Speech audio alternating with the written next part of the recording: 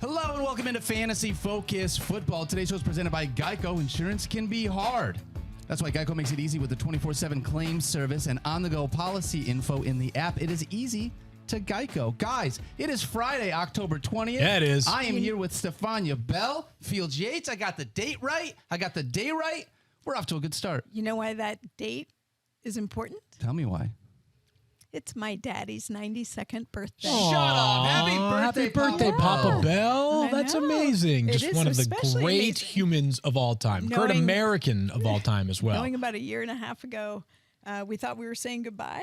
He's pretty much a miracle. Shut up. Stephania, that is incredible. That is awesome. 92 years young, I might 92 years add, young, as and well. a fan of the show. Of course he he will is, be watching, yeah. so appreciate our birthday show. When I think about people that have nobly and capably served our country and done everything you could ask beyond that, your father is one of the first people that I think of. Absolutely. Great man Very right there. touching. Thank I you. also want to say, not to downgrade that at all. No. Tomorrow is my son Manny's birthday. He's turning Yes. 19 years old. So on the other end of the spectrum, Yeah. just starting into I know. adulthood here. Manny, I love you, buddy. Happy Oh my birthday. God, that's a Lot big of one tomorrow. Big Libra one. birthdays. Yeah, that's His right. final year as a teenager, by the way. That's right, until real adulthood starts. Can I ask a question? I have no significant birthdays in my life coming up that actually, my godson turns 3 coming up next week. We'll save that one Love it, for save it. next week. Heck Great yeah. dude, Hayes. He's the man. Hilarious. Great dude as a 3-year-old. He's a great dude. He's a great man. He's got an awesome mullet. He is the real deal. Do you have an interview for something later, Daniel? I don't know, Field, but I did come a little dressed a little nicer today. I've quite literally never seen you dressed like this before. Yeah, I got a You button-up got the shirt. QZ. Yes, a Got the QZ the and Lions like, QZ. did you steal my fashion? You know from what? like You maybe have- the past couple of years. Matthew used to always talk about how you were his fashion spirit animal or Yeah. whatever it is. Like, I feel like I'm just trying to take a page from your book a little All right. bit here and there. So good. The quarter zip. I told Rosie at home, I was like, I feel like either Scott Clark or Field Yates in this quarter zip. I love it. It looks tremendous. Everybody on the show and prior to the show has already had fun deciding what my What your sweatshirt shirt looks like. Yeah. Various responses have included looking like a glitter bomb was thrown at my chest. Stephania said, looks like I played paintball without any protective gear with tiny paintballs. Those that are watching can decide that. Those that are listening can go check out youtube.com/ESPN NFL. And if we had Jackson here today, he is off doing something. We would throw a poll up right now. Oh, yeah. Not even a poll, just like a fill in the blank response. One of those questions. Yeah. What is Field's shirt look like? Yes. What does it look like? What made it happen there? Yes, we have no idea how this shirt ended up like this, but shout out Roback. That's right. All right, let's dive in. We got a huge show today. Yeah, we It's do. a Friday. We got an injury report. Stephania, you're going to help us out with that. We've got a Thursday Night Football recap and the rest of our Week 7 preview. So we're going to dive right in. Stephania, with the injury report, you're going to lead us off. We got a couple of 49ers. Unfortunately, did not practice yesterday, which is CMC and Deebo Samuel. We got a Monday Night Football game that we're preparing for. So what can you tell us about these two 49ers? Yeah, 2 of the biggest players in fantasy, 2 of the biggest players in your near heart. and dear to Your my heart. heart, Yeah. and they don't play until Monday night. So unfortunately, we have to wait on this. And I wouldn't be surprised if both of them come into Monday night's game as questionable.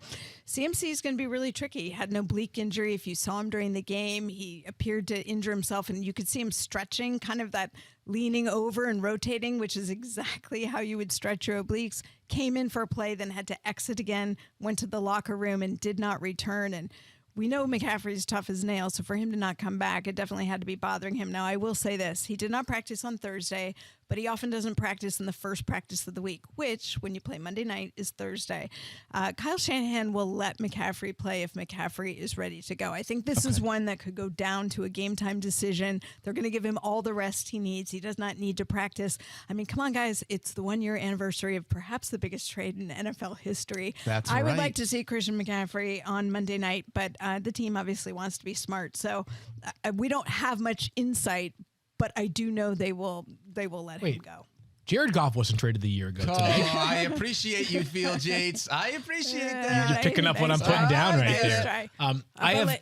Yeah, go ahead. Sorry. Stay with the Niners before Okay, we jump okay. off the Yeah. Niners. And Deebo Samuel with a shoulder injury that, again, this had to be a lot for Deebo not to come back. Now, I saw him on our friend Kay Adams' show. Hey, Kay Adams. And he talked about taking a hit with the helmet to his biceps and then his arm going numb. So they just decided that it would be smart for him to not go back in. Again, he could come down to game time, probably will come in as questionable. Two big pieces for the 49ers Too offense. big for Monday Night Football specifically. Field, we talked about this.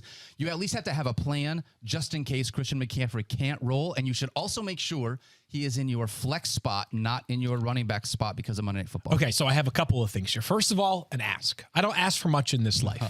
But Adam Schefter, if you're out there listening right now, which you have so much going on in your life, I don't know if you even have time for podcasts. I'm asking for this. It's very specific. I know that you've reserved your Sunday AM injury notes for games that are being played on Sunday. But if just try it at like 4:27 a.m. on Sunday morning, which not that many people on the East Coast are awake. Not yet. Not that many people on the West Coast are still awake. You can sort of slide it in right there. 4:27 a.m. Here's the update on Christian McCaffrey. I'm hoping that we get some sort of clarity on McCaffrey by Sunday. I don't think. I think it's possible we really don't. So I'm just trying to manifest that to happen. I will just say though, again, like if you have to play a 49ers running back, I have made clear I'm going to plant my flag on the Jordan Mason side for this one, but I'm doing so trepidatiously. I have him just a few spots ahead. Or I will have him just a few spots ahead of Elijah Mitchell, but I'm on team Jordan Mason here. For Debo, if he doesn't play, then obviously only boosts the likelihood that Brandon Ayuk or George Kittle has a day on Monday. Here's the thing I'm betting that we're going to see.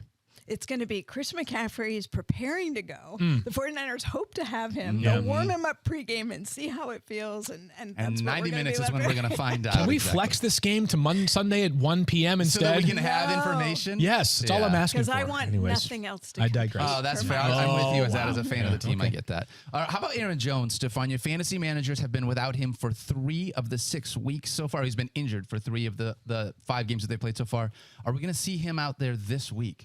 I think we are. And I think if you want some really good insight from a player on how these hamstring injuries can be so problematic, even when it seems like they're not when they first happen, go check out our colleague Rob Domofsky's piece that he did on Aaron Jones. I thought it was great because if you recall when Aaron Jones got hurt, which was first game of the year, he reached back for his hamstring, but then, he was on the sideline later, felt like he could have gone back in. He didn't think it was serious. And then it took a little bit longer to get back than we thought. And he actually did play again in week 4, but he did not do well. He was limited to 20 snaps, 6 touches. I think he only had 5 carries for 18 yards.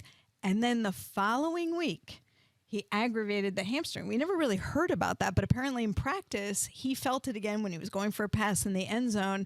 And then it was like, here we go, a setback with a hamstring. We talk about this all the time. It is the most universal recurrent injury, particularly when it comes to soft tissue injuries, and it's a hamstring strain. So that's why we didn't see him week 5. Then week 6, they had a bye. And he said now he finally feels the best he's felt since the injury happened. He hopes he can come back and be a spark for the offense. But again, he has not had a chance to open up his stride, to really push it fully. So this will be the first game where he does that. You kind of got fingers crossed. Absolutely. We will dive into the Packers game a little bit later on in the show, Stephania. We're going to keep it in that running back conversation. Another guy that has been dealing with a hamstring, that is Jahmyr Gibbs. Obviously, no David Montgomery this week. Should fantasy managers feel comfortable putting Jahmyr Gibbs in their lineup from that injury perspective? This is another one where you're going to cross your fingers, but it looks like he'll have the heaviest workload, right? Because he injures his hamstring in practice week 5. Remember, it was a Friday edition, went from questionable to doubtful, then did not practice at all last week, so we didn't see him. He has been out there in practice, so obviously a good sign. But you've got David Montgomery out. Craig Reynolds added with a hamstring and a toe injury. So, Donovan Knight done for the year with a shoulder issue. They really need Jahmyr Gibbs, but how much he can do, I think, is up in the air. Yeah, we'll have to see how that one works out. Let's talk about a couple of quarterbacks here as well, Stephania. Josh Allen dealing with a right shoulder injury, and I think that's his throwing shoulder, is it not? Throwing arm, yeah. But it was funny. If you were watching the game last week, you saw Josh Allen exit very briefly and go into the blue tent. That was for a head injury screen, not for his shoulder. But his shoulder was bothering him enough. They took x-rays post-game. So he says he's not sure exactly when it happened in the course of the game. He had follow-up work done on Monday to take a look at it. But, Wednesday he said it's not a big deal. It's not affecting his range of motion, his mobility. Josh Allen's going to play. This is a guy who will play anytime he can. I don't get the sense that this is going to limit him in any way, but certainly it's not ideal. No. But I don't get the feeling like it's going to keep Josh Allen from throwing the ball. If Josh Allen is out there, you're starting him in fantasy. 100%. That's how it works. All right, we got one more quarterback. Obviously, Justin Fields. Dislocated thumb, and you let me know because you were not here on Thursday that a big part of the way he's dealing with this is basically like pain management because it's on his throwing hand. Yeah, so there's a couple things. Number one, just a little pet peeve of mine, when you dislocate your thumb, like it was dislocated at the moment they put it back. So he currently It's no longer dislocated. It is no longer dislocated. Okay. It's been Got it. We call it reduced. How much does that hurt? A lot. A lot? A lot. Because Okay. any joint, when it's out, it's stretching the ligaments or the capsule around it. So it's like sending pain messages. And the minute they get it realigned, reduced, it does feel some better. But you're left with residual swelling. There's a question of how much soft tissue damage there is. Right now, he's not scheduled for surgery. Matt Eberflus has hinted at that. It's just a question of pain tolerance and grip strength, which is kind of a big deal. Ask a quarterback how important your thumb is to throwing. That being said, even if he gets to the point where he can throw and throw effectively, which isn't going to happen this week, he's doubtful for this week, there's the question of lingering instability. Did he damage it enough that this thumb is going to be a problem going forward? I think that's the bigger picture question. Yeah. Field, that's going to put a big nervousness in my DJ Moore conversation because I don't feel quite as good unless Justin Fields is under center. I'm holding steady there with DJ Moore, though, because he has produced in spite of his quarterback play for much of his career, right? Yeah. So he's still inside the range where I would be starting DJ Moore this week. 6 teams on a bye obviously complicates the wide receiver depth quite a bit, but DJ Moore still a top 25 option for me this week. And for everything else, make sure you check out FF Now on Sunday morning, ESPN2 for the full 3 hours. Yes. That's right. We're going to Great have so stuff, much more from We will Stephania be for that. busy. Yes, we will. Very, very busy. All right, Field, we're going to pay some bills. But Yeah, we are. First, we're going to do something else. But first, let's pay some bills. I was going to say, what else do you have in store for me? Home, auto, prize, sports, memorabilia, whatever you need to protect Mike Clay. Protect him at all costs. At all costs. Geico can help get you covered. And with the award-winning Geico mobile app, you can get 24/7 claim support and on-the-go policy access. It's easy. Simply go to geico.com. Oh, crap, I said that wrong. It's easy to Geico. Go to geico.com today. Wow, rookie. Level up your game with Vivid Seats and get great tickets to the biggest games of the year. Plus, with Vivid Seats rewards, you can score free tickets, surprise seat upgrades, an annual birthday discount, and more. They're the only ticket company in the game that rewards fans for every purchase as the official ticketing partner of ESPN. Vivid Seats is offering you $20 off your first $200 purchase with the code FFF. That is code FFF. Visit vividseats.com or download the app today. Vivid Seats. Experience it live. All right, back here on Fantasy Focus with Field, Yates, and Mike Clay. My name is Daniel Dopp. We're going to make our way through the Thursday Night Football recap as well as a big Week 7 preview. Can I ask one question before we do that, You can Daniel? ask 2 questions, Field. Okay, so you had told me before the show, you were like, yeah, when we transition Stephania out and bring Mike in, it sort of feels like the Bears going from Justin Fields to Tyson Bagent. That is Can you exactly explain what I that a felt bit like. more? So what I was trying to basically say was Mike's not very good at his job. And Stephania's really good at it. I don't know. Hey, Mike, how you doing? Nice You to know see what? you. I probably chose I was probably like not the best one because of Field struggles so far this season. Who's been the backup Were you talking quarterback about that's yourself? had to play? Field struggles? Were you talking Wow, about yourself, some. Nick? I think so, you have something in your chair that Stephania and I would like. Oh, it's our phone. Oh, our phone. That's I a stole very it. powerful phone right there. Oh, no. Oh my God! Smashed. Stephania just threw Daniel's phone. Honestly, I'm so sorry. Did it break? that looked like some of the passes that were thrown early in the That's game a- last night by the Saints, Daniel. Just completely erratic. You just broke her screen.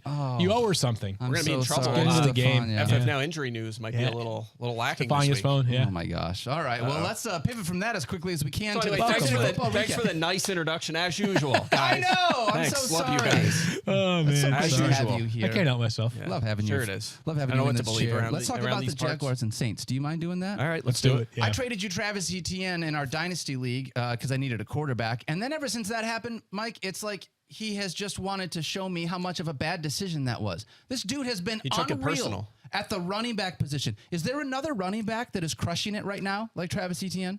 There's Well, very Christian few. McCaffrey. Christian McCaffrey and Travis Etienne. Very short list. Kyron Williams is hurt, so not he's the only healthy one left. The only I guess healthy maybe. one, yeah. No, 2 he's been awesome touchdowns again in 3 straight games. Yeah, he's been crushing it. Jacksonville scoring a ridiculous amount of touchdowns on the ground this year, and that's showing up. If you have Trevor Lawrence, you're noticing that. But I'll tell you what, it was interesting to me last night. Tell me. He had a goal line carry. Yes, he a did. touchdown. That was his 2nd of the season. Yeah. So it was funny. I tweeted that he had a goal line carry. It was like a rare thing, and people were like, "I'm pretty sure he's had like most of their goal line work." No, he had like, no. 1 goal line carry before this game. So That's amazing. It's trending the right direction. He's in there over Bigsby now. That's a good sign going forward for his fantasy stock, because that's all it was lacking. He's getting the receiving this year, rushing volume. It's all there. Just wasn't getting goal line work. Now he is. I have a take. When you play in a lot of leagues like we do, inevitably what happens is for every player that you're starting, you're also probably playing against them in a different league. that's fair. Travis Etienne, classic example. I'm sure all of us have some exposure to and will face Travis Etienne several times throughout the year. That was the case for me last night. Travis Etienne scored the perfect amount of points to both make the person who started him happy, 22.7 points, but also the person that's facing off against Travis Etienne is like, hold on. He didn't go DJ Moore on us last night. I am not totally screwed right now. I still have a chance, but for the team that I started them with, I feel like I built myself a nice little cushion right there. So thank you, Travis Etienne. That's my only take on the matter. Mike covered everything else very succinctly. Yeah, I feel the same way about Christian Kirk, if I'm honest. If you started him last night, you got rewarded as well. Really, though, the question mark for me is, and we can talk about how good Christian Kirk is, this split between him and Calvin Ridley. Calvin Ridley feels like he has just disappeared, right? We need to think of the term, and we've talked about this player, these kind of players for a while now, many of them, right? Mike Williams, George Kittle at tight end, like there are a bunch of these type of players. They're Jekyll and Hyde, they're hit or miss, they're yo-yos, whatever you want to call them. That's what Calvin Ridley is in this Jaguars offense. Sure is. Right? You have, because I tried to trace it. I went back and I looked at the games in which he played really well this season, and you're like, is there anything you can identify that says like definitively start Calvin Ridley? My best guess so far is when they play the Colts. Yeah, unfortunately, they don't play the Colts for the rest of the season. They've already played him twice. Yeah. So other than that, Mike, I can't find a factor that says this is a big Calvin Ridley game. For a while last night, I was like, he hasn't seen a target in the first half. It's got to be the Marshawn Lattimore. He wasn't even being shadowed by Marshawn Lattimore last night. Not. So this is just like we have now experienced Calvin Ridley enough to know that welcome to the club, Calvin Ridley, whatever you want to call said club, the Mike Williams club, the yo-yo club, the don't know what you're going to get club. Boom bust, welcome situational, to it. deep Boom threat, bust. all those Enjoy things. It. So it's frustrating because he's just this is a part of that role. It's low percentage throws. It's Trevor Lawrence chucking it down the sideline, and he has a few inches to work with. If he's not open, he's not going to make the catch, obviously. So we saw a lot of that last night. Yep. It's just, and whereas Christian Kirk's in the slot, has better matchups, it gets open. so good, too. And plays with the balls in his hands. But here's the thing. The target edge over Ridley this season is 56-47. I mean, Kirk has established himself as a number one. We'll see what happens. Nothing in week one, by the way. With nothing, with very little. So we'll see what happens when Zay Jones comes back. But I think the cat's out of the bag with Kirk. He's back. He's This good is to what go. we were saying back in week two. Like, I think they forgot how good Christian Kirk was in week one. almost, and now they recognize that contract they signed actually has aged very well. Yeah, by the way, quick nugget. Touchdown or 80-plus yards in 6 straight for Kirk. Ridley under 8 fantasy points in 4 of 7 games. So very, very different output so far. Kirk's the guy. Yikes. All right, let's talk about Alvin Kamara. Field. Oh, my goodness. Dude. Let's talk about What is this this offense? receiving work. First of all, I'll tell you what this offense is. The offense is dump the ball off to Alvin Awful. Kamara, approximately 6 feet from the line of scrimmage, and hope he makes something out of nothing. Yeah, I had Josh Allen over a half of a sack prop last night. Yeah. And he was like this close every time, but as soon as Carr got the ball, he threw it. There was no way. This is wild. This is crazy. I mean, Alvin Kamara, 29.3 fantasy points last night. He is the PPR god. He has 10 more catches than any other running back in the NFL this season. Yes, I understand he is one of the very few running backs that has played so far in week 7. He missed 3 games. Yeah. He's played 4 games. He's got 35 catches. Do the math on what that paces out to over the course of the season.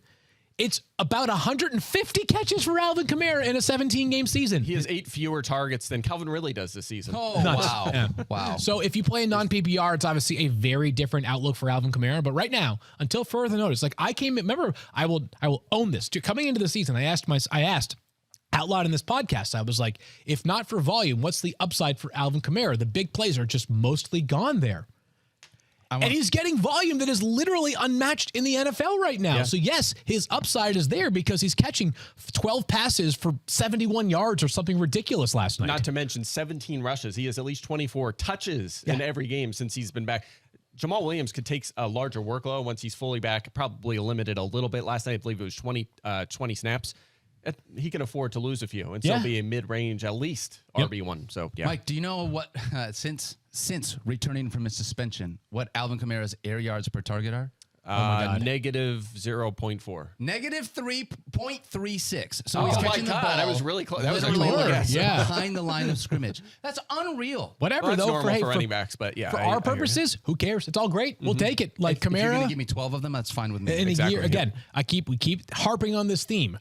RB2s and such going the wrong way. Joe Mixon's, Ramondre Stevenson's. You got guys like Nick Chubb out for the year, et cetera, et cetera. J.K. Dobbins. Yeah. Guys going the right way. Alvin Kamara and Travis Etienne, two of the guys going the exact right way. Hey, how are we looking at this wide receiving core? Because it feels like Michael Thomas continues to be like a consistent, like So solid, He's got a nice floor, not a huge ceiling, but a nice floor. And we're just not seeing any of that same thing that we expected from Chris Olave. Hold on now. Let me say this. We have to quick in your time. It's like, what is Michael Thomas, though? He's like a deep league flex, though, right? Like he found the end zone for the first time this season last night, right? He had 13.2 fantasy points on a good night. Chris Olave had 15 targets last night. Like, people are asking, is he one of the bigger disappointments in fantasy so far this year? I don't think it's quite that strong of a characterization for Olave. I think he is sort of being taken down by some of the offensive plays that he is in the offense he plays in. But, I feel like Thomas is what he is. Deep league flex, I'm fine with it. Other than that, I don't expect a ton of upside here. I think I might give him fringe wide receiver 3, but again, it's just a high floor play. I mean, he's had at least 7 targets in every game. At least 9 fantasy points in every game, Yeah, I mean, he's just fine, right? But limited ceiling. I think Chris Olave at some point might have like a 200-yard game, though, the way they're using him. Sooner or They just got to later, connect on some of these passes. Their offense is a mess right now, though. He'll get back on track. Chris There are a Olave. lot of offenses right now that the Spider-Man meme, just like us, so frustrating. So frustrating. All right, back here on Fantasy Focus, and we're going to talk about the game of the year potentially. This was my Super Bowl prediction. And Eagles. Was it really? Preseason hold on. Super Bowl prediction. Dolphins, Eagles. Okay. Do you guys have a different script than I do? That's weird. I don't have Dolphins Eagles in the gonna Super say, Bowl. The Bears game on there? I was going to say, I thought Raiders. Bears Raiders. Is that not the fantasy game of the year? Well, that's the preseason game of the Okay, year. got That's it. what it was. Yeah, all right. Anyways, Guys, well, I'm so fired up. Listen, we're going to say start all of these people, but we just want to talk about it because it's so much fun. Let's start with the Dolphins. Yeah, I think I mentioned this Wednesday when I was writing up the playbook for this. There was no borderline players. It was like if you heard of a player that's on the fantasy radar, they're a lineup lock this week. All of them. There's no one really close at all. So it's going to be fun. Should we do it just for fun? Like you just run through the players and I tell you start or sit? Start or No, sit? don't do that. All right, Tyreek Hill. Start him. Okay, got it. Raheem Mostert. Good. Starting him, yeah. No. So obviously, yes, everybody get to that's the big joke here is like I think that we need what we're doing here is why we want to talk about it is that first of all, we are all so excited. Second of all, Huge game. One of the realities about the NFL having island games or standalone games, and you play on Thursday night, Sunday night, or Monday night, or those morning games across the pond in London or Germany, is that until a certain point of the season, there is no flexibility whatsoever. So when you have these brilliant games, like we powered through a 14-9 Bills-Giants game last Sunday night, a game in which the Giants were without their starting quarterback. Let's enjoy this moment on Sunday night. This, to me, has the vibes of, whether it actually turns out this way or not, we'll see. This has Rams-Chiefs vibes from a few years ago when Patrick Mahomes and Jared Goff, of course won that game. outdueled Patrick Mahomes. 54-51 was the final score. Some are wondering whether Goff is actually the superior quarterback. Some are saying that. I'm not saying everybody, but some are people saying have said that. it. It's fair since the start of last year. Yeah. He's 2-0 against Patrick Mahomes. You know about that? Interesting. The superior over Mahomes. They meant over Stafford. Anyway, go ahead. That was No, only half lesson. let's clip this one where Mike Back did to the say Mahomes this. thing. We're starting off the world's greatest player. And we were so excited for this one. It's going to be great. And Philadelphia played great defense last year. Miami has a chance to play some great defense, especially with Jalen Ramsey sounding like he could return in the next few weeks. But for now, neither one of these teams, in part because of injuries, has been playing the stellar defense that we think they are capable of at some point here, Mike. This is great. Yeah, they're both top 7 in fantasy points allowed to opposing quarterbacks. Again, all kinds of injuries with Philadelphia right now. We'll see if Darius Slay's back for this one. I think maybe he will be, but Yeah, it should be. I mean, man, it's just like we've been burned by this so much. Like, is this going to be 17-13? Like, Please, please don't I feel say like that. it always well, I kind of want to Stephania! manifest it to not be that. Come back. Like, Come on. We don't need this kind of energy in the show. Don't do it to us. Don't do it to us. Yeah, I'm curious to see this one with, Miami going into the Northeast again, right? Because Buffalo and New England were kind of down games for them. Were they both in the New England was on the road? I don't know. Yeah, Buffalo's on the road as well. Yeah. So we'll see if they come up, and that was Tua's worst game so far. So we'll see. So I'm noticing this is an unconventional board bet, but I feel like it's appropriate for right now. As I'm looking through all of our rankings, again, we're starting everybody here. All right. So they're all obvious lineup locks. So we're doing like what, kickers here? Jake Elliott against quarterback Jason Sanders? one for me this week in my rankings. Tua. Quarterback one for each of you guys. Jalen Hurts. That is what I have. Wow. Anybody here want to do a little board bet? Tua straight up versus Jalen Hurts. Yeah. Do you want to take Hurts over Tua? Absolutely, we'll take that. Okay, Yes. fine. You guys start it off. I say Jalen Hurts outscores Tua Tagovailoa in week 7. And I say Tua Tagovailoa outscores Jalen Hurts in fantasy points in week 7. Right. Put it on the board. All right, he did way better than us at that. Yeah. I was practicing that one on the Our way eye in. contact was good, yeah. but the actual delivery of it was not great. How do you feel about this team, Mike? Let's talk about this. Let's talk storylines, though. Like, we should ask, like, maybe just like, if there's one thing you're looking for. Sorry to cut you off here. No, go ahead. The one thing that you're looking for, I think, in this game is Devontae Smith. That's the only thing that I think is kind of not that I'm not starting him, but it's just like, what are we going to get out of Devontae? Mm-hmm. Yeah, and he's not fully healthy, but he said he's going to be a go for this one. Oh, he said he's playing with the handy. So, you're right though. He's been a little inconsistent. We want to see the target share up a little bit. AJ Brown's obviously been on this torrid pace over the last 4 weeks. I'm curious how Miami handles him if they decide to shadow with Xavier Howard. They haven't done that this year though, so probably not. So it could be status quo. I mean, Hurts is going to still chuck it to A.J. Brown. I think Smith will have a bit of a bounce back game because the Eagles rarely are in negative game scripts. And I do actually have Miami. My model has Miami favored by 5, and the Eagles are actually favored in this one. So We'll this talk is a about pretty my wide model gap in a for me. second, Daniel. Hey, now. You were going to ask something, I feel. No. Part of what I was going to say was sort of on the other side of that. Like the two people I'm looking at here are Devontae Smith and Jalen Waddle. I want to see how these secondary wide receivers, because we've seen Tyreek Hill, he's incredible. Yeah. We've seen A.J. Brown, and he's incredible. But both of these other guys have just sort of taken a back seat so far this year. Is this one of those situations where obviously we're starting both of them, but specifically on Devontae Smith, is this a buy low moment? They just signed Julio Jones. It's been 3 straight weeks of A.J. Brown. Is there a chance that you can talk someone into moving Devontae Smith because of how bad he's been over the last couple of weeks? Ooh. Yeah, I think it's interesting, too, because of the upcoming schedule, which, again, Tough game schedule. scripts. They're not going to be running out the clock in the fourth quarter. Last year, if you looked at their play calling by quarter, it was pretty even, like a balanced offense. And then the fourth quarter was just like 30% pass. They were just running the clock out. Very easy schedule. Not the case over the next month or so. So if they throw the ball, if it's garbage time, late in games, whatever it is, playing catch up, that's going to be good news for Devontae Smith. And we're seeing traces of that, by the way. Check this out. Over the past 4 games, Jalen Hurts has more passing yards than Tua. Wow. You wouldn't think that on top of all the rushing damage You would he's not doing. think that. Yeah, so they are having to throw the ball more. And part of that is Hurts because he has more interceptions this year than he had all of last season.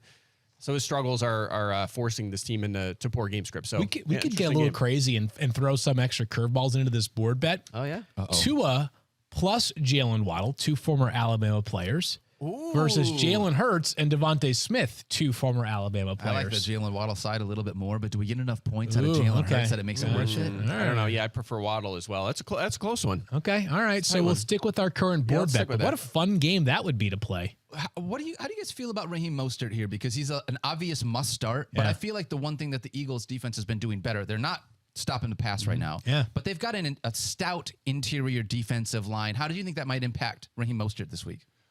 I'm not worried about it because he's going to be involved in the passing game as well. We've seen good target shares. And also, I don't know if anyone can stop their running attack. I mean, this is a historically great running attack. We talked about it Wednesday. Just their running backs alone are 5th in the NFL in touchdowns. Yeah, it's just incredible. I'm really not worried about it because if they decide, look, Mike McDaniel's a smart guy. If he decides, look, we can't run between the tackles here, they're going to go off tackle. They're going to throw it to the running backs. They're going to do whatever they need to do. My only concern is probably just like a game where he doesn't find the end zone and we see a lot more Jeff Wilson than we expected in his season debut. He could be activated for this game. That's a mild concern, but we've seen Mostert have 12, 13 touches and have a huge fantasy day. Not worried about it. Yeah, 6 touches is good enough for a Dolphins running back often. Sometimes one is. You look at that's A-Chain True. or True. A-Chan. Yeah, totally. The Eagles did a good job with Breece Hall last week. Yes, they did. I think it was like 47 rushing yards until that last second touchdown. Yep. Still bitter about that. That's all we need, though, from Mostert. One big run. I mean, the running back situation with 6 teams on a bye, one big play for your running back, one goal line touchdown could be all the difference. Yeah, that's what I'm hoping for with DeAndre Swift. I want to see him be able to be this top 10 running back that I feel like we saw a little bit earlier in the year. Hopefully this week. Well, I mean, go ahead. I mean, 5 straight top 15s. He's okay. I mean, that's okay. That's okay. Lions fan. Wow. Lions fan. He just, that's it. Yeah. No, he just hit on all of his draft picks this year. So he's like, Swift is like, he's not stacking up with my other superstar running backs. I don't know what you want me to say. I've been playing David Montgomery over top of him until he got hurt. That was a good call. So, you were on Montgomery. That was a major W by you. Monty, Thanks, love buddy. it. But no, I mean, honestly, with DeAndre Swift, like all of these guys, I know we said literally, let's just list them if we're honest. Tua's a start. Yeah. Raheem Mostert's a start. Both of the wide receivers, Jalen Waddle and Tyreek Hill, is a start. You also have Jalen Hurts, who is a start. You got DeAndre Swift, who is a start. You got A.J. Brown and Devontae Smith. Yes. Yep. And you've got Dallas Goedert. Yep. Definitely. So that's all what, of them. nine guys from this game that you're starting? Yeah, it's great. And Mike, by the way, buried the lead. Mike forgot to tell you guys publicly that now that Julio Jones is on the Eagles practice squad, he has finally agreed to our Dynasty League trade. My Julio Jones for his what it Travis is. Etienne. You know what? Finally. Julio Yeah, might I mean- finally get in the end zone now that he's got Jalen Hurts to help like that. Wow, Daniel, 35 this years bid old. could be back as well. Little blast from the past. Oh, man. Yeah. I'm glad I didn't trade Etienne. Let's just say that. Yeah. That's, wow. glad Hey, I that's a didn't- shot at me. Glad I didn't do that. I would never do that. Although, as we're going to get to here shortly, Romeo Dobbs. Not He's too in a bad. good spot this Not week. He's too in that bad. deal. Ooh. We'll see. Right. We'll get to him Little shortly. tease. Let's move ahead and talk about a different game here. Okay. Although I'm super excited about that one. Hopefully we put enough into the world that it's not going to be a 13-17 outing. It's going to be a 45-43 game. That'd be fun. That would be awesome. That's what we're looking for, right? Let's talk about the Buffalo Bills and this backfield. You got James Cook, who I've loved, and we've wanted to continue to do stuff. Unfortunately, Latavius Murray just continues to hang around. He's hanging around. Hanging around. He's Great got Rounders alligator reference. blood, right? So at this point, no Damian Harris. Yep. We don't expect to see him. Hope that he Get is him well. Yep. getting better and feeling good. But I am assuming that Latavius Murray is going to touch the ball more than I want him to as a Right. James Cook manager. How are you looking at this split, Field? Does anybody here have any like, sort of feel as to why James Cook's workload has gone down recently? The Bills' offensive scheme seems to be because this is a more tradition power for them running for the last scheme. 5 Yeah. years with Zach Moss and Devin Singletary. We've seen this before. Yeah, it's weird because I thought he was playing well to begin the season. I thought he was playing well down the stretch last year.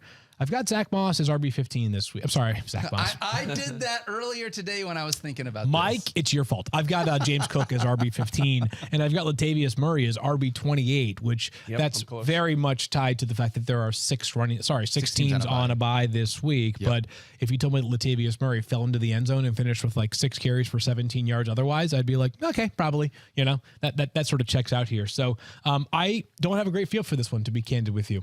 I wish the Bills are playing James Cook almost exclusively amongst their running backs, and instead they have much more of a committee approach. And as a result of that, James Cook remains one of the more befuddling players to rank on a weekly basis. How's that for candor and transparency? Yeah, right by the there? way, I saw on the graphic it had like where RB, whatever I have him at 26, RB 28 for you. And yours just said R. Is that like because you wish he was retired? I think you want so. the R I for retired? don't really You're like, want him please up. retire. I want you to retire. You're manifesting that. So here's the thing. I'm still going to lean toward Cook here. Despite the slow start last week, he ended up kind of leading the way in snaps there. But check this out. He only has 1 touchdown this year. He's not getting the goal line work. He's not, Latavius yeah. Murray and Damian Harris have. Cook, believe it or not, outside the top 15 at running back in carries, targets, touches, and expected touchdowns. So it's not like we want this guy to be a borderline RB1. He's kind of more of an RB2 right now. Murray played 47% of the snaps last week. That number is too high for those of us who are invested in James Cook. So, yeah, it's an interesting one right now. Don't love that. Going to continue to monitor that situation because that's a situation where I really want James Cook to be the guy. But if Latavius Murray is going to be there, I'm going to have to start lowering my expectations a little bit, unfortunately. Indeed. Indeed, unfortunately. All right, back here on Fantasy Focus, and we are talking Packers and Broncos, guys. The Denver I Broncos love this defense one. just is the gift that keeps on giving. Hopefully we're getting Aaron Jones back here in a situation where he could potentially help us out at a running back spot that has been thin, especially, Field, you mentioned it earlier on in the show, 6 teams on a bye. Yeah. How are you looking at Aaron Jones? I have him as a top 10 running back against these Denver Broncos. We all do. So we all do. We are hoping that not only is Aaron Jones back on the field, which it would be a major surprise if he's not back on the field in week 7, but also that this is the utilization that we saw prior to the injury very early on in the year. This Packers offense is looking for answers right now. And there are 2 answers that could be available to them this Sunday that really haven't been available to them for much of this year. 1 is Aaron Jones. 2 is Christian Watson. Mike's guy, Daniel's not guy. So yes, I've got Aaron Jones inside the top 10. I think it will be silly to not expect him to have a prominent role on Sunday. I think that is the easy conversation. That is the simple one for us to know. If you got Aaron Jones, you're starting him this week. Mike, I'm done taking shots at Christian Watson. Yeah, I just want you to finally. know that. God. Yeah, it's just not fun to make fun of a guy that's not good at football. So Wow. that was the last one. All right, that was the last one. I promise. What a terrible take, though. I But mean, honestly- I'm giving you credit for some I good know takes. you- I know I even you texted are. you the other day. I was like, man, you had some really good calls. You're You crushing did. it. You know what? I said thank and you for then you that. just come That's out so and you kind say of you stuff to like say that. that. Wow. It was a really nice thing for him Oh to wait, say. I It didn't, was- I didn't send that to Field though. I didn't. That was awkward. I was gonna say, like, you did send me that that video of the gorilla at a zoo who somehow gives people the middle finger without any context, and you just sent it to me, and I was like, Yeah, that's whoops. weird. I forgot you were sitting there when I said that. That was weird. It was supposed to be private. Here's the thing, though. Christian Watson, all jokes aside, Christian Watson, this might be a week, in spite of the fact that it's the Broncos, that would be tough to get back on track if he's going to have a Patrick Surtain shadow. Yeah, that's exactly right. So I've liked what I've seen so far. I was kind of hoping that like the success of Romeo Dobbs and Jaden Reed wouldn't lead to Watson just seeing like a low target share. That hasn't been the case, especially last week. We saw, I think, 2/3 of their air yards for the Packers went to Christian Watson. It was incredible. Played 84% of the snaps, a big target share. Again, 180 air yards, was over 90. If he didn't get horse collared, he would have had a touchdown as well. Good sign. But you're right. The Broncos have really struggled overall defensively this season, but they still have Patrick Surtain. He has shadowed clear number 1 perimeter receivers, which is where Watson usually aligns. So I'm a little nervous that Watson's the guy that's going to be okay, because they're still going to throw plenty, and this defense is struggling. He's not going to be on him 100% of the time, but it's the toughest matchup for sure that anyone in this Packers offense is going to face. Where on the other hand, we're seeing the number 2s have big games against Denver. Romeo Dobbs against Amari Mathis could be a spot to exploit. And we have him ranked as like a borderline flex. That's a guy with 6 teams on a bye. Maybe you sneak in there. Maybe you use him in DFS this week. So I'm still starting Watson, but not as high as I would have liked to rank him. Right. If Surtain's out, we might rank him top 15. With Surtain, I have him at 28. All jokes aside, I do hope that Christian Watson gets on track. I do have some shares of Christian Watson in fantasy, so you do want to see hedging. these things. That's I right. was. That's You got to smart. hedge a little That's bit. smart. Do you think that you would stream Jordan Love this week? Field as the Jordan Love hater on the show. Here's what I would do. Okay. Is I play a lot of peekaboo with my older daughter, right? She's almost 2. She loves peekaboo. It's Sure. one of those things that never gets old to her, right? What you do is when you're streaming Jordan Love, and sorry for the muffled out, you cover your face like this. You don't actually have to really You don't watch even it. really need to watch. And then you do it, and you're like, okay, it's a really good matchup against the Broncos. They're terrible on defense, and somehow Jordan Love kept scoring touchdowns in the first 2 weeks of the season. That's what you're doing. I've got him as quarterback 11.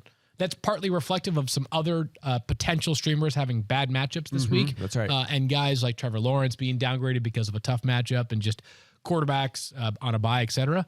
But I've got him as quarterback 11. It's about as 17 strong plus as I can fantasy say. points. Yeah, 17 plus fantasy points in 4 straight before the dud last week. You're right, good matchup against Denver, but also, this is nice, he's The running legs. a little bit. 37 plus rushing yards or a rushing touchdown in 3 straight games. As long as that continues, it's going to help his floor a little bit. Makes me feel even better about him. the eye test has not been great to Jordan Love, though. No, it has not at all. And by the way, we should say this: Denver may be getting a little better defensively. But the last 2 weeks they held Patrick Mahomes to 1 passing touchdown. The week before, I believe it was the Jets. They didn't do really anything against them. So it could be signs that this isn't going to be the matchup it was earlier this season. I truly but believe that we'll to see. be the case. Like, I don't think they're going to end up being a top not 5 that bad. defense. Yeah, but like, they could be the 18th best defense for the rest of the season, and I would say And that's how it goes in That this checks out. They do have some legit talent on that defensive side of the ball, unless they trade them all before the deadline. Unless they do that.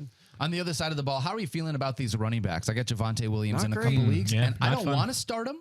But again, with 6 teams on a bye, I feel like he is in that low-end RB2, very high-end flex consideration if you need to use him this week. Yeah, I don't know if we got into this on Monday and when we recap, but the usage of these backs last week is interesting. I haven't really heard much chatter about it this week. Javonte Williams came back, and actually, I thought he looked pretty good. Maybe the best he has all season, but 10 carries, 0 targets, and 17 snaps. Jaleel McLaughlin had 7 carries and 2 targets on 20 snaps, so he was actually slightly ahead in snaps, behind in carries. And Samaje Perine phased out quite a bit, which we did not think was going to happen. Yep. 8 snaps, 2 carries, or 0 carries, and 2 targets in that game. Javonte, I still think showed he was the best back of that group. I don't think McLaughlin's going away. P. Ryan will get a couple touches. Always I does. would prefer Williams, but he has no double-digit fantasy games this season, so Yes. I don't Doesn't feel feel good. great about it. It's a good matchup, by the way. Packers really struggling, and so it's very volume-based, but they are struggling against running backs. So, again, we're going to say this all the way through the end of fantasy football now. 6 teams on a bye. There's some flex appeal here for Williams. Yeah, there are 3 gravitational factors that are like pulling Javonte Williams down. One, just hasn't been that good this year, as Mike mentioned. He has yet to reach 10 fantasy points in a game. 2, the team, I think, is still being a bit judicious because of the fact that he's coming off of a major knee injury. He's about a year removed from that.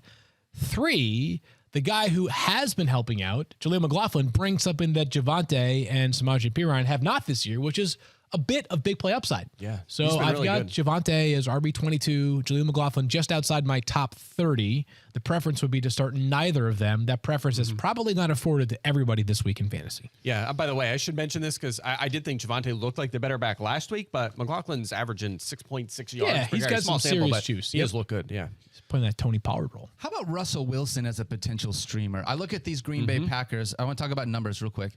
Green Bay Packers have allowed the 5th fewest points to quarterbacks in fantasy. But if you Okay. look at the people that they've played, Yeah, I was going to correct, say, yes. who are they playing? they've played the Chicago Bears, they played the Atlanta Falcons, they played the Saints, they played the Lions, and they played the Raiders. Right. Not like a huge list of quarterbacks that are going to light up the scoreboard, other than And Jared you may Goff. recall that Jared Goff, that was that Thursday night game where he lit them up to begin the game, and then they just gave David Montgomery. They just said, we're going to kill the clock by design. I have a Lions update in a second after we finish this conversation. I've got Russell Wilson inside my top 10, though, this week with the 6 teams on a bye. Quarterback 9, he's been fine this year. Up until the dud recently, he had been fine, over 15 fantasy points in every game. We've seen Russ use his legs quite a bit so far this year, at least relative to where he has been in recent seasons. Totally serviceable streaming option this week. Yeah, exactly. 4 top 12s. We have him just inside the top 12. I think that's where he belongs. All right. What is Jerry Jeudy now? Radioactive? I thought this was going to be your news. I was like, uh-oh. the Lions? Okay, sorry. Dan Campbell has. Yeah. You got it. Go Yeah, ahead. Dan Campbell has said that Jahmyr Gibbs is going to play, and he also noted okay. that while we want to be careful with him, we don't really have that luxury this week. We really need him, is what Dan Campbell said. So, So I'm feeling Anyway. really good about Jahmyr Gibbs. So Jerry He's Jeudy is just not a gonna- Lion. Got it. Okay. but what is Jerry Jeudy though? He's probably going to be on another team in a few weeks is what he is. Maybe It's He's not got a great. Yeah. massive 5th-year guarantee next year. Yeah, Not good. yeah, that's totally fair. Being phased out Yep. of this offense. Last year, he was an every down player. He was a top 20 fantasy wide receiver. Things were going great. They changed coaching staffs. It's not going great. Season low 4 targets last week. Has not reached 13.5 fantasy points in a game this season. His last touchdown was week 14 of last season. Packers pretty good against receivers.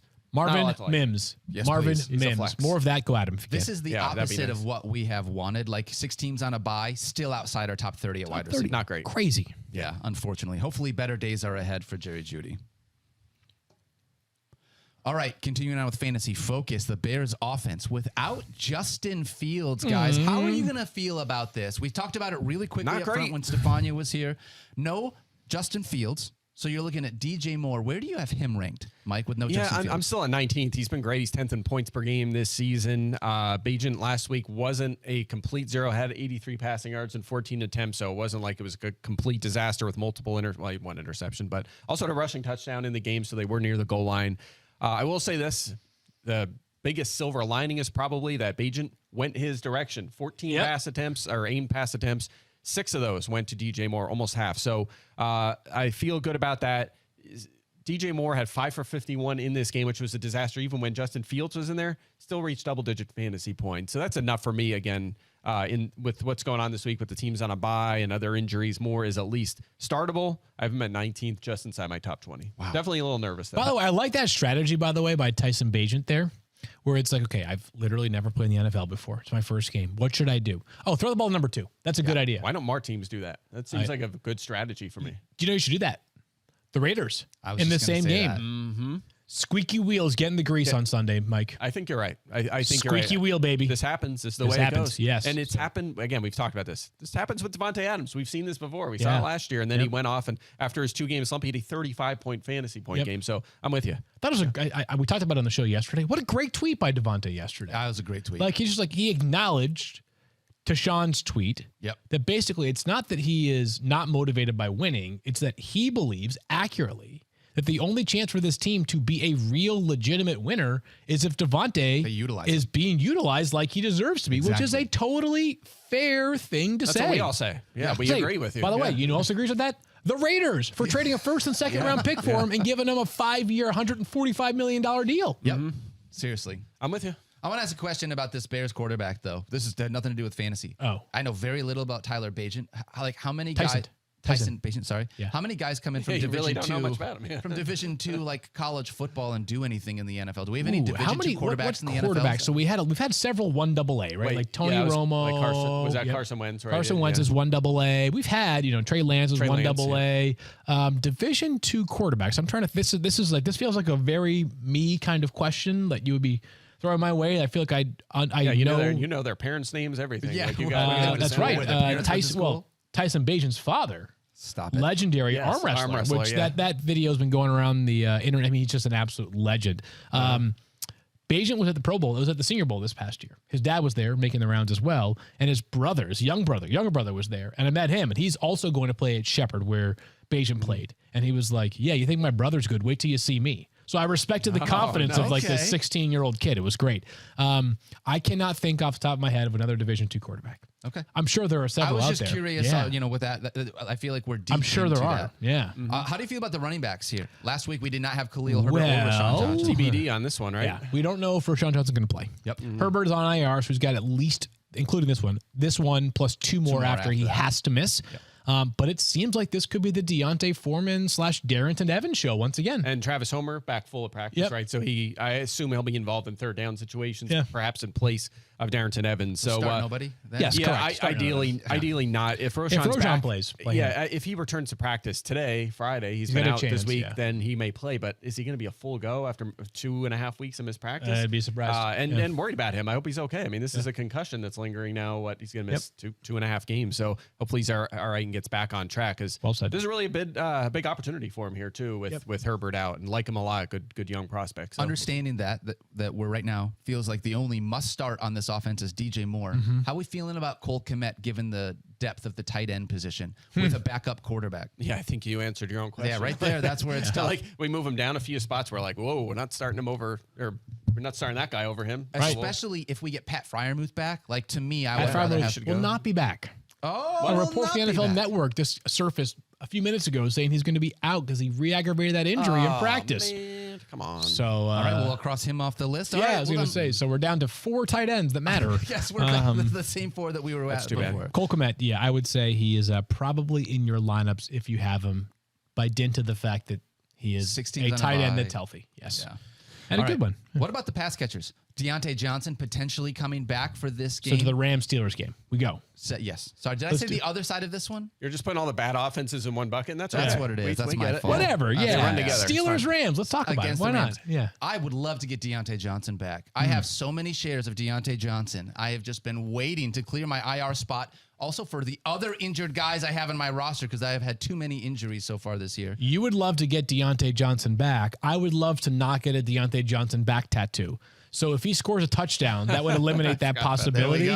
So I agree with you. I'd love to see Diontae Johnson back. It sounds like he's going to give it a go. Mike Tomlin at the beginning of the week said, no setbacks. We'll see how it looks in practice. Should be good to go on Sunday. Appears like he'll give it a go on Sunday. If is he a full go? 100% of the snaps? Is it 65, 70% of the snaps?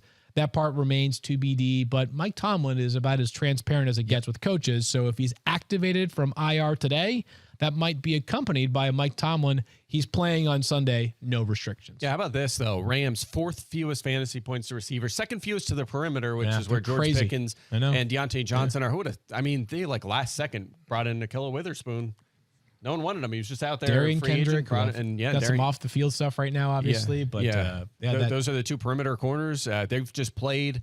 They're very much like Kyron Williams playing like every down at running back. They're kind of doing that with the defense. They're like, this is, very top heavy where just these guys need to play every down. And so far it's worked. They've stayed healthy and it's been an effective defense. You know how in Ted Lasso they have the belief sign that they touch every time they go to the locker room? I actually heard a report that they've just got a 6-second clip of Mike from Fantasy Focus talking about how bad the Rams defense is. Oh. And they just all touch the television screen as they walk out the tunnel to remind themselves. Look, this stuff has happened before, right? It was the newspapers that when I said the Jets were going to be the underdogs in every That's game right. that one year, and they were That's hanging right. it up all over this every locker room. They hung that up. The Jags this year had T-shirts. This stuff happens, man. 31st ranked offensive line. I mean, Look, come on. now, look. Sometimes, people. sometimes my job is just to motivate the That's players. what it is. That's what it is. So, who is the equivalent of us to fantasy football experts? Like, who is it that we derive our motivation from? Is that like, what do you mean? Like this social media Well, I'm trolls? saying, or so like, maybe, I don't know. That's what I'm asking. It's like if the Jaguars and the Jets derive motivation from us, the media, who do we in turn get our motivation from? I think I have my own answer. The honest answer for me is I'm very self-critical, so bad calls is where I get mine from. Like if I miss on something, that bothers me a lot. So a bunch. That's where I get mine from. I get a serious answer, but mine is not a serious answer, but it's also a little bit serious. Dan Campbell. Guys, how do I not get my inspiration from Dan Campbell? Every day I wake up, I stare at a photo of him in my bathroom, and I lock eyes, and I'm like, Dan, we're going to do this today, baby. We are winning today. That's how I start my day every day. It's how about you? What's your interesting. The answer is social media trolls for sure, right? By the way, That's actually and by the right. way, it's a very specific type of social media troll. And this was a good one. So this morning, I've been doing a lot of draft work. You guys will talk more about that as we get closer to the end of the regular season for fantasy and into the heat of the draft season. Yep. But I posted this clip this morning of this Oregon State right tackle. Looks like a very powerful player. Talise Fuaga, going to be probably a top 100 pick. I'm just like, hey, here's a clip of him. What makes this guy a legit NFL prospect is he's just powerful as all get out. And I had a couple people respond, like, go Beavers, like, can't wait to see him play for the Saints, whatever. And then one guy responds, yeah, but you told me to start Calvin Ridley last night. Yeah, that's right. I'm like, oh, okay, gotcha. You know Got what? it. As a result of me saying that Calvin Ridley was a top 25 wide receiver going into last night, I'm going to retract my statement.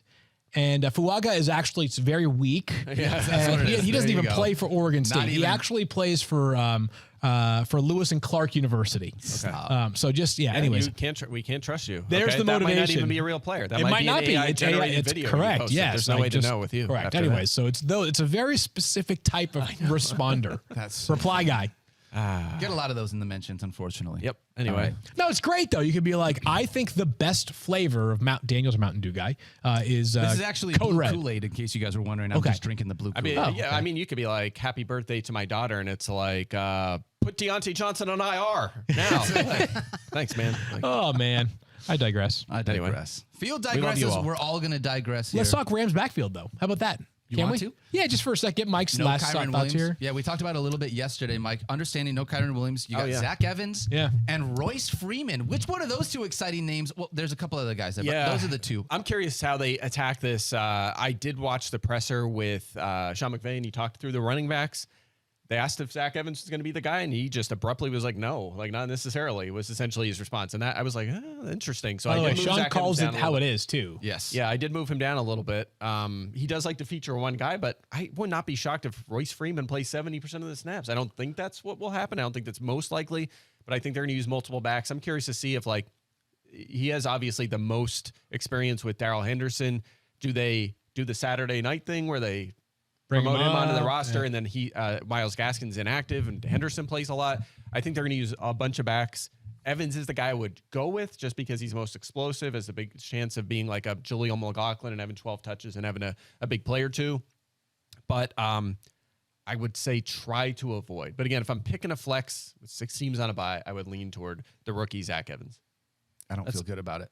I don't feel good I about don't it wanna either. start him, but I I have mean, to. it's just when you're ranking running backs, you get to a point where you're just like, especially this week. all right, we have the starters for every team. Now Evans is left, or one of these Rams is left. It's a tough spot. It's like, I mean, is it better than Najee Harris, who is going to get you 6 points, or do you I go don't with want. Zach Evans? We just need to stop mentioning Najee Harris. My God. Well, we haven't all God. week. I don't think Oh my we've God. mentioned the Oh my God. Steelers. At least when I've been on, we haven't mentioned the Steelers running backs all week. That's There's true. a reason for that. You know what? Gross. Just got a little DM on the Fantasy Focus Veterans League that I play in. Uh-oh. Someone just asked, why do they always bleep on Mike Clay so hard? I like Mike.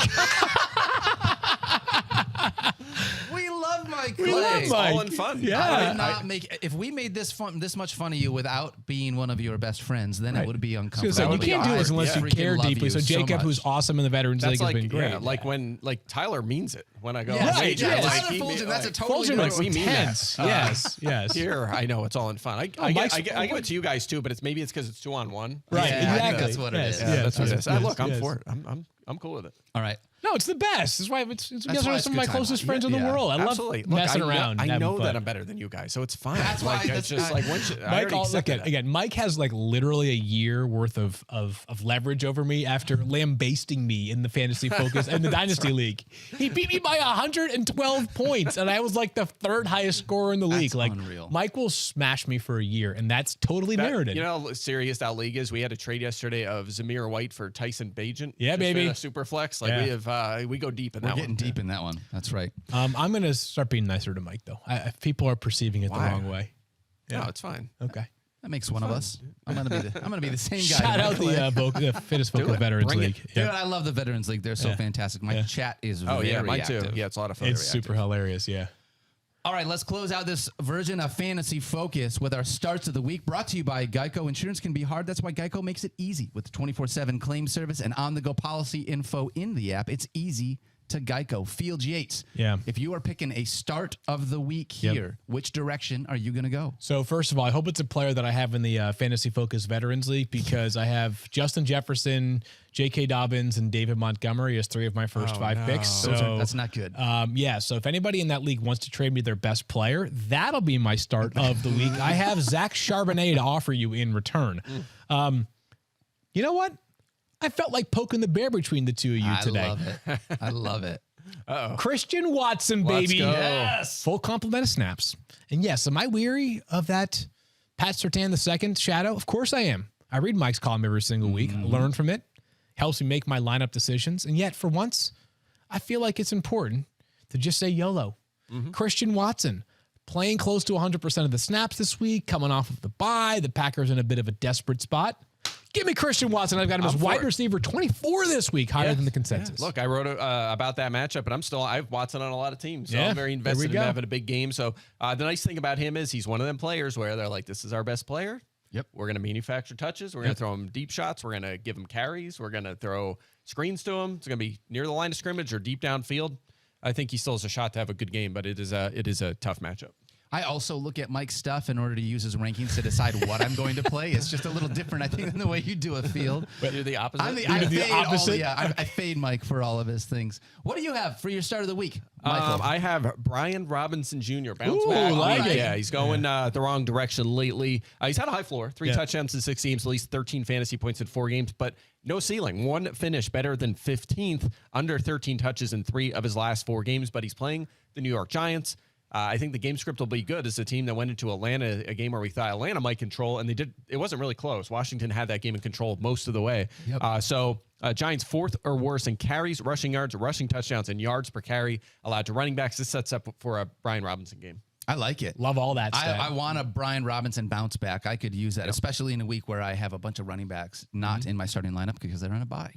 My start of the week this week is Jordan Addison. Nice call. Taking a page out of Fields' book, and there's a couple of reasons why. I understand, down week last week. Still in a down week, 11.8 fantasy points, right? So it wasn't that down of a week. But the reason why, did not have to throw the ball a ton. I think this week, I know they get the 49ers, and that can give you some pause. 49ers are like mid-pack against wide receivers. Part of the reason why is because they're beating teams so much, they've got to be Game thrown script. against. And if you have a quarterback that is going to go out there and sling it, there are worse quarterbacks than Kirk Cousins for me to feel nervous about. I am all in on Jordan Addison being a start of the week against the 49ers. Don't feel nervous about the defense. You can throw them out there. Feel good about it. I thought of one funny fade Mike Clay story it's about me, so sorry to be selfish here. And I think I've told it on the podcast before, but it's making fun of me, so it's a good one. I went to New York one day in August to do something for ESPN Fantasy, and I was walking through Times Square, and there was a guy on the other side of the block, or maybe it was on the same block, but far enough away that he had to shout. And I hear like, field, field, field. And I'm like looking up and I'm like, is this going to be somebody that I know who lives in New York? Is this a stranger? Is a Some big random fan? And person? it's like, Yep. field, field, field. Celebrity. And you're like, yeah, you like kind of look up, you acknowledge it. No, I wish. You look up not some guy and he goes, hey, I took your advice last year and did the exact opposite and won my league. Shut up. And I was like, I respect that. I get that. I mean, what's your response to that? Like, you won your league. How am I supposed to tell? Sir. Yeah, congrats. Yeah. I mean, you were a service to him. I'm Because glad I he could knows to help do the you. opposite. And Exactly. that's it. Say, if as long as we help you win your league, Right. that's all I care Mission about. accomplished. Yes. That's our job. If you That decide is to what fade us and it matters. works, good for you. By the way, I had this shout out to I told a story in the podcast a couple of weeks ago about my mail carrier. And how they needed, found out my mail carrier actually off for the next little while because he's having a baby. So I wanted to shout out my mail nice. carrier for being able to bring a child into this world. Do you know boy, girl? I do not know Don't know? what it's going to be because our other mail carrier, we have 2 mail carriers, kind of go back and forth. Danielle is our other mail carrier. And so I know my mail carrier's names. Do you guys know your mail carrier's names? I do not. I do not. Now I feel like less of a human now. I try to be able to get to know them because, they deliver your mail and some of that's important. So anyways, just shout out. I'm choosing not to answer by design. But that's Congratulations. It's very Do fun. you feel like the baby should be named Danielle or Daniela? Probably one of after those you? 2 things because I helped him get a W when he was like, I Right. need 2 points from Geno Smith. Can I still start him? And I'm like, yes, you can still start Geno Smith and get 2 points. So Seems like the least he could do. that feels that's a little Matthew of me, but I feel like we can at least make that happen. Here, Every you know once what I in a mean? while, we'll let it slide. Let it slide. Yeah. Nothing wrong with that. We love you guys. Thank you so much for hanging out with us. Make sure that you check us out Sunday morning. FF Now on ESPN 2. 10 a.m. We'll see you there. Bye. Peace. You didn't say don't forget to love each other. Don't forget anymore. to love each other. No, I Be have to say kind that now. yourself. No, see, you're too mean now. You're the mean guy in the show. I say that now. Don't forget to love each other.